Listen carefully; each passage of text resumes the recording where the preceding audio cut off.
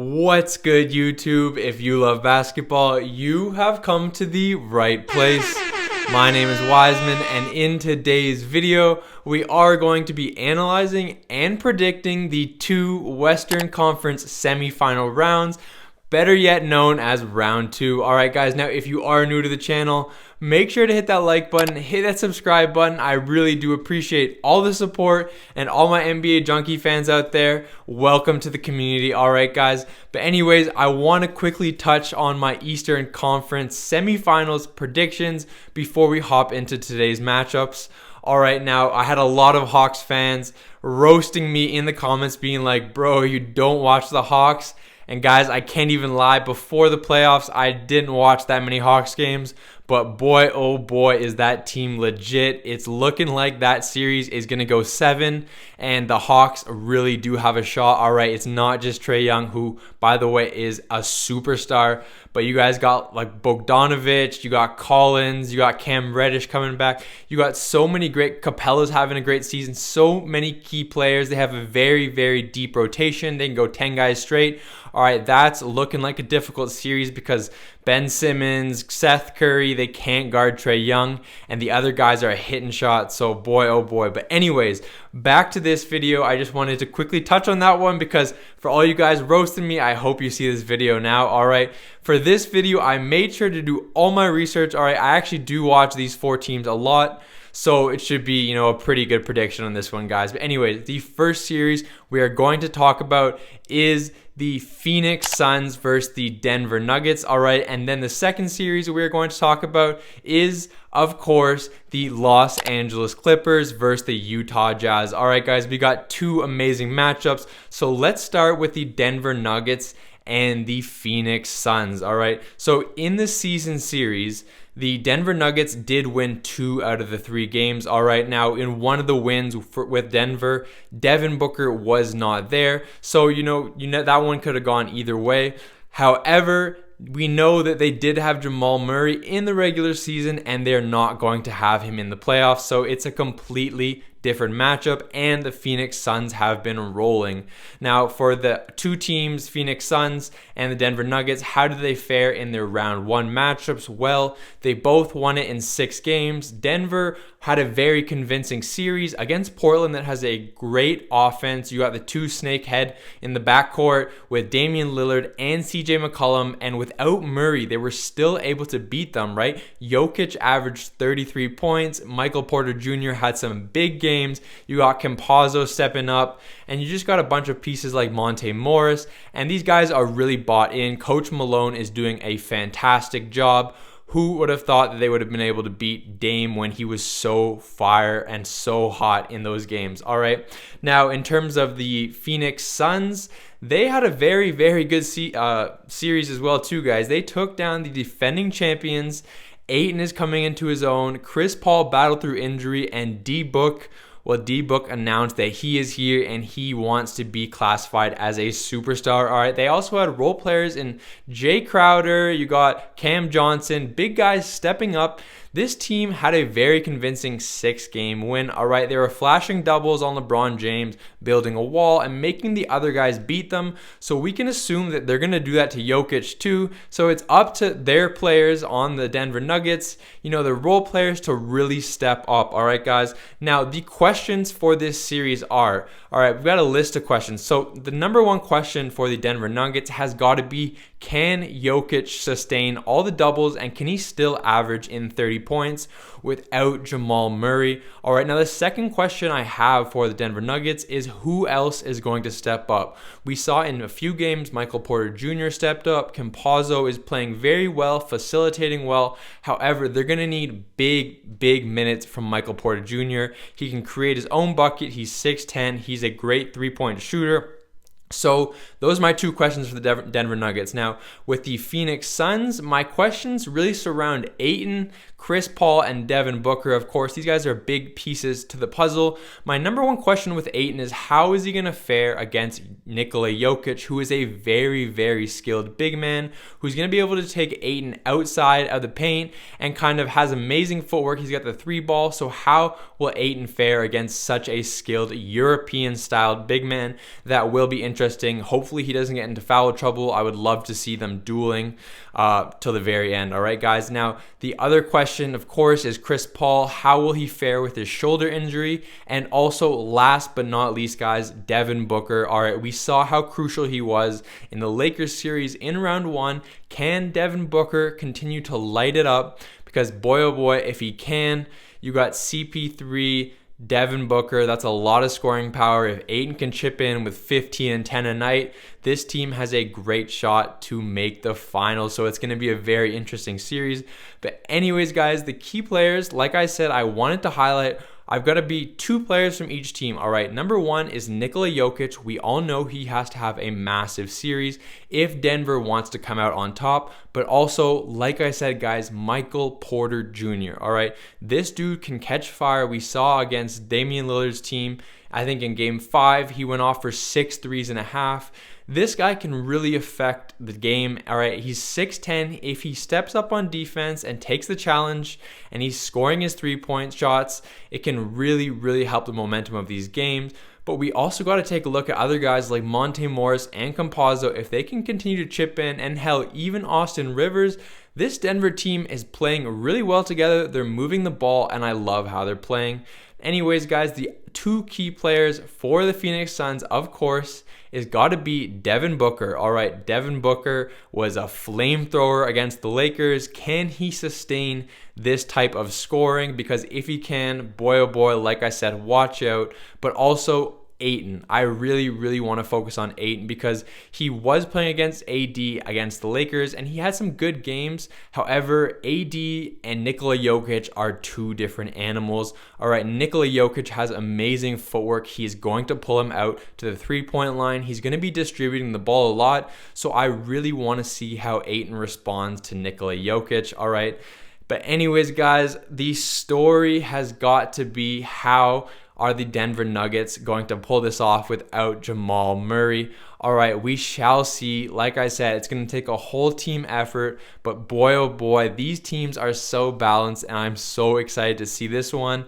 Anyways, guys, my prediction for this series is going to be, all right, I think it's going to be a chess match. I think CP3 is a chess master. Nikola Jokic has a great IQ. Coach Malone is brilliant. So I think it's going to be a chess match. I think it's going to go 7.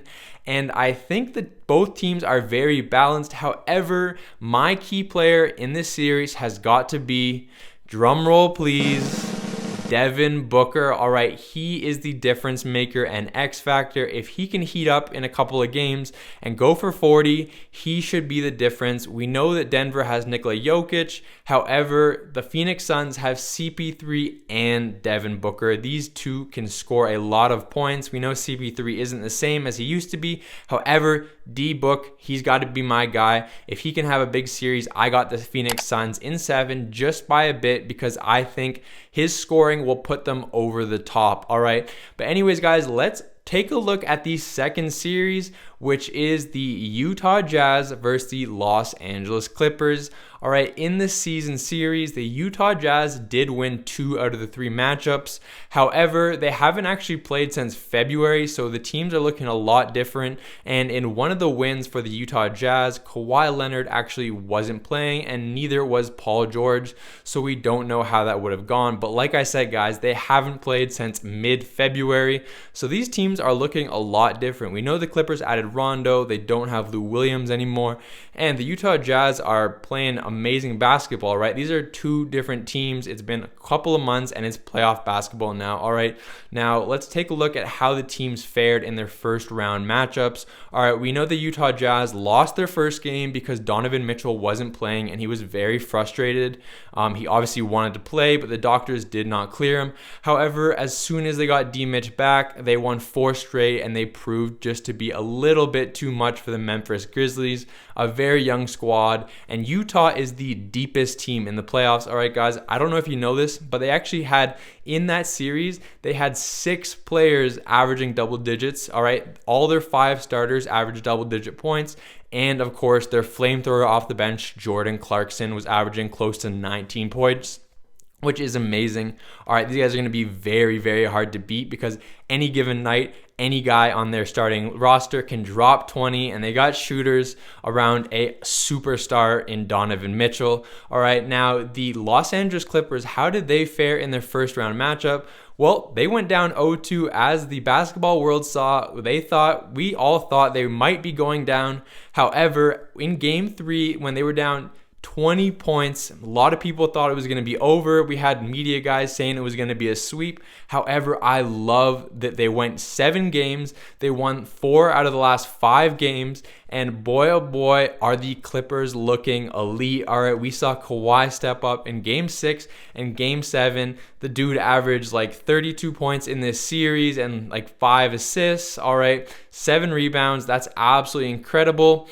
These guys have really defied the test. All right, going down 0-2 and being down 20 points in game 3, they really had to come together on the road and build that team camaraderie. And this team looks a lot different than last year's team that did choke. Ty Lue made the proper adjustments, and Paul George, Kawhi Leonard, Reggie Jackson, man coming off the bench. This team looks ready and poised to make a championship run. So we shall see. But anyways, guys, the questions I have for this series, starting off with the Utah Jazz, has got to be, can the bench outplay the superstars of the Clippers? All right, we know that Utah is the most balanced team and they have a ton of scorers and a ton of defensive players. Mike Conley's amazing, but can they beat the superstars of the Los Angeles Clippers? That's got to be my question. And also, can Donovan Mitchell sustain his stardom, and can he go to the next level? We saw that Shaquille O'Neal challenged him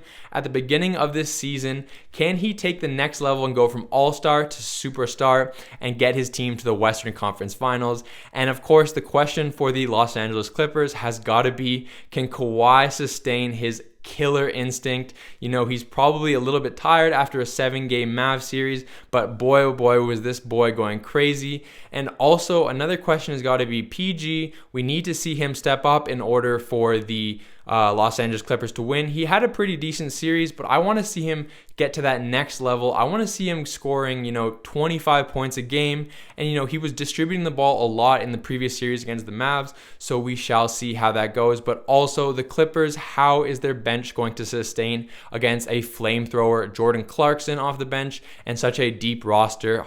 All right, guys, those are my questions. But anyways, guys, the key players for this series, starting with the Utah Jazz, number 1 has got to be Donovan Mitchell. All right, what is he going to do? What is he going to bring? Is he going to go off? And also Jordan Clarkson. All right, 6th man of the year, a ton of buckets he can get, of course. So how is he going to fare against the bench of the Clippers? Also, the key players I have for the Los Angeles Clippers are pretty obvious. It's got to be Kawhi and it's got to be PG. These are their 2 wing defenders and their 2 primary scorers. So how are they going to play against a very, very good defensive Utah Jazz team? And, Utah, we got the higher elevation. It's in the mountains. So let's see how they play on the road, because they played really well on the road against the other series, but they didn't play great at home. So we shall see. This is going to be a very, very interesting series. And I think these 2 teams have a very high percentage chance of making the finals. These are 2 of the best teams remaining, so we shall see how it goes. And one thing I really want to point out, guys, is the Los Angeles Clippers really wowed me with their ability to go down 0-2, come back, and really come together. Kawhi did lead he led it all. He played a great series and he got a lot of buckets when he needed them. But I just love the other guys chipping in. Reggie Jackson, Terrence Mann coming off the bench. It just seems like this team is much different from last year's team that choked. And I'm really excited because when their back was against the wall, they didn't give up. They just powered through, and that really shows a lot about a team. And I think these guys are scary. But anyways, guys, the story of this matchup has got to be Donovan Mitchell versus Kawhi Leonard. All right, these are 2 great teams, but I think at the end of the day, it's going to come down to the superstars of both teams. Who is going to be able to average more buckets and who's going to put their team on their back when they need it late in games, game 6, game 7. This one's going to go deep. So that's the biggest question I have here. All right, now my prediction for this series has got to be All right, I think the Utah Jazz are the better overall team. They're more balanced, and like I said, they have 6 guys averaging double digits in the first round. However, I think the X factor is going to be the superstar talent that the Los Angeles Clippers have, but I could be wrong, guys. This one is going to be the flip of a coin. These two teams are extremely elite, and I'm excited to see this series. However, my prediction has got to be, drum roll please, the Los Angeles Clippers in 7. All right, I think their ability to, jump the hurdle of going down 0-2 and really come together. I think their roles are really defined now. Maybe Serge Ibaka will come back. That'll be a big boost, but I think the superstar tandem of Paul George and Kawhi Leonard will prove to be just a little bit too much at the end of the series. However, I could be wrong, guys. This one is going to be fantastic. But anyways, guys, those are my predictions for the Western Conference semifinals. I really hope you did enjoy today's video. If you did, make sure to hit that like button. And guys, comment down below which teams you think are going to win these 2 matchups, whether that be the Los Angeles Clippers or Utah Jazz, or the Phoenix Suns and Denver Nuggets. I really appreciate you guys watching the video. Like I said, hit the subscribe button, hit the like button, share this video with your friends so you guys can go back and forth as to whether or not who you think will win these matchups. And this has been Wiseman from Better Through Ball. I'm signing off, guys. Have a great week. Enjoy all the matchups. I'll be watching all the games. Just have a good one, guys. Peace.